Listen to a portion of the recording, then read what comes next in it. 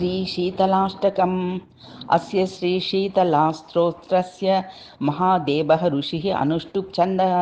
शीतला देवता लक्ष्मीर्बीजं भवानी शक्तिः सर्वविस्फोटकनिवृत्त्यर्थे जपे विनियोगः।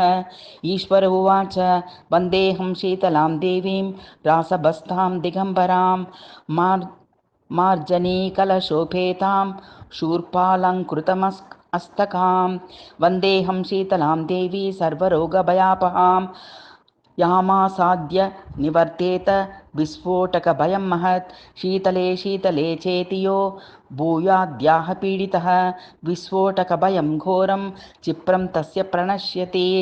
यस्वात् मुदकमध्ये तु ध्यात्वा सम्पूजयेन्नरः विस्फोटकभयं घोरं गृहे तस्य न जायते। शीतले ज्वरदग्धस्य पूतिगन्धयुतस्य च प्रणुष्टचक्षुषः पुंसः त्वामाहुर्जीवनौषधं। शीतले तनुजान्नोघ्नान् नृणां हरसि दुस्यजान् विस्फोटकविधिर्नानां त्वमेकामृतवर्षिणी। गलगण्डग्रहारोगा ये चान्ये दारुणा नृणां त्वदनुध्यानमात्रेण शीतले यान्ति संक्ष्यं। न मन्त्रो नौषधं तस्य पापरोगस्य विद्यते त्वामेकां शीतले धात्रीं नान्यां पश्यामि देवतां। नृणालतन्तु सदृशीं नाभिहन्मध्य संस्थितां यस्त्वां सञ्चितयेद्देवी तस्य मृत्युर्न जायते। अष्टकं शीतला देव्या यो नरः प्रपठेत् सदा विस्फोटकभयं घोरं गृहे तस्य न जायते।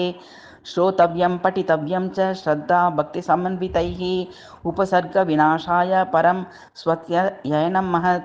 शीतले त्वं जगन्माता शीतले त्वं जगत्पिता शीतले त्वं जगद्धात्री शीतलायै नमो नमः।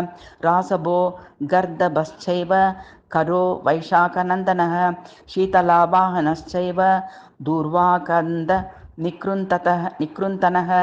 एतानि करनामानि शीतलाग्रे तु यः पठेत् तस्य गेहे शिशूनां च शीतला ऋङ्गजायते। शीतलाष्टकं ये वेदं न देयं यस्य कस्यचित् दातव्यं च सदा तस्मै श्रद्धा भक्तियुतयाय वै इति श्रीस्कन्दपुराणे शीतलाष्टकम्।